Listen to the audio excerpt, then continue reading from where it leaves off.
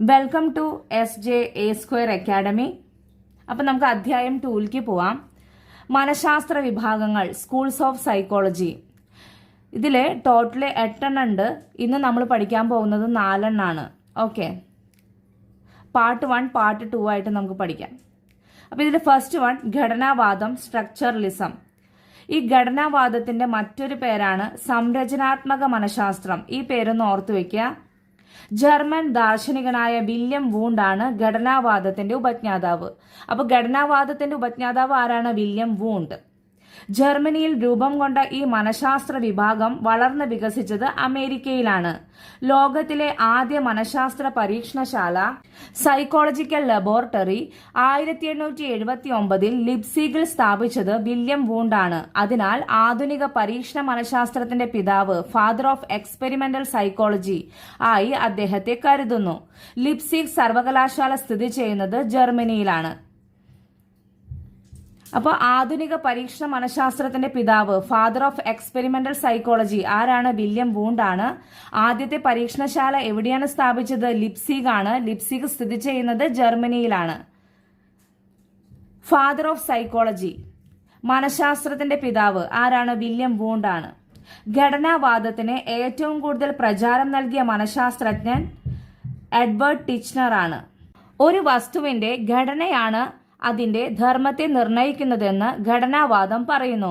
മനസ്സിന്റെ സൂക്ഷ്മ ഘടകങ്ങളായ സംവേദനം, സെൻസേഷൻ, പ്രത്യക്ഷണം, പെർസെപ്ഷൻ, സ്മൃതി, മെമ്മറി, വികാരം, ഇമോഷൻ, ഉദ്ദേശ്യം, പർപ്പസ് എന്നിവയെക്കുറിച്ചുള്ള പഠനമാണ് ഘടനാവാദം. സംവേദനത്തിന് ഏറ്റവും അധികം പ്രാധാന്യം നൽകുന്നു എന്നതാണ് ഘടനാവാദത്തിന്റെ സവിശേഷത. അതായത് സെൻസേഷന്. ഈ ഒരു പോയിന്റ് ഓർത്തു വെച്ചോ. സംവേദനം, അതായത് സെൻസേഷൻ, അത് ഏത് വാദവുമായി ബന്ധപ്പെട്ടിരിക്കുന്നു? ഘടനാവാദവുമായിട്ടാണ് ബന്ധപ്പെട്ടിരിക്കുന്നത്. സെക്കൻഡ് വൺ ധർമ്മവാദം, ഫങ്ഷണലിസം. ധർമ്മവാദത്തിന്റെ വേറൊരു പേരാണ് പ്രകാര്യാത്മക മനഃശാസ്ത്രം. ഈ പേരൊന്ന് ഓർത്തു വെക്കുക. വില്യം ജെയിംസ് ആണ് ധർമ്മവാദത്തിന്റെ ഉപജ്ഞാതാവ്. ഫങ്ഷണൽ സൈക്കോളജിയുടെ പിതാവ് വില്യം ജെയിംസ്. ധർമ്മവാദം മനസ്സിന്റെ പ്രവർത്തന ഘടകങ്ങൾക്ക് കൂടുതൽ പ്രാധാന്യം നൽകി. അപ്പോൾ ധർമ്മവാദം എന്തിനാണ് പ്രാധാന്യം കൊടുക്കുന്നത്? മനസ്സിന്റെ പ്രവർത്തന ഘടകങ്ങൾക്കാണ് കൂടുതൽ പ്രാധാന്യം കൊടുക്കുന്നത്.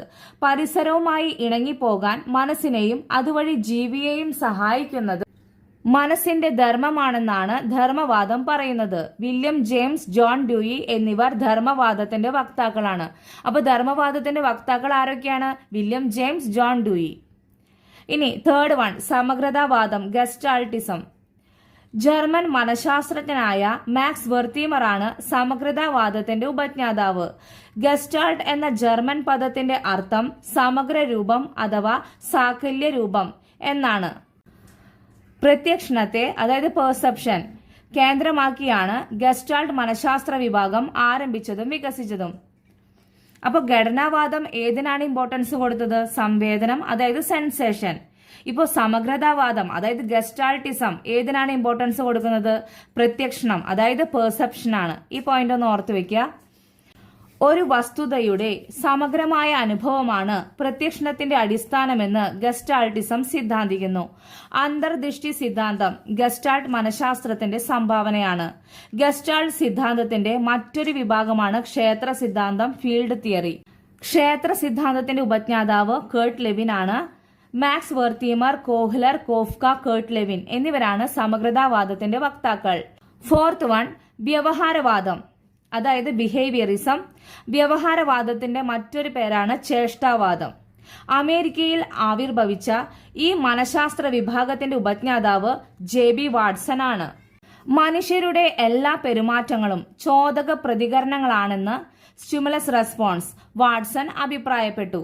ചോദക പ്രതികരണ യൂണിറ്റുകൾക്ക് വാട്സൺ റിഫ്ലക്സുകൾ, അതായത് റിഫ്ലക്സസ് എന്ന പേരു നൽകി.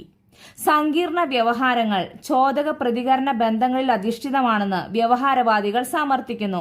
പഠനം എന്നത് ചോദകവും പ്രതികരണവും തമ്മിലുള്ള അനുബന്ധമാണെന്ന്, അതായത് കണ്ടീഷനിങ്, ഇവർ വാദിക്കുന്നു. ഒരു ഡസൻ ആരോഗ്യമുള്ള കുഞ്ഞുങ്ങളെ എനിക്ക് വിട്ടുതരിക, ഞാൻ ഇവരെ വിദഗ്ധരായി വളർത്തിക്കൊണ്ടുവരാം എന്ന് പറഞ്ഞത് ആരാണ്? JB വാട്സൺ ആണ്. JB Watson, EL Thorndike, Pavlov, Skinner, Hull എന്നിവരാണ് വ്യവഹാരവാദത്തിന്റെ വക്താക്കൾ.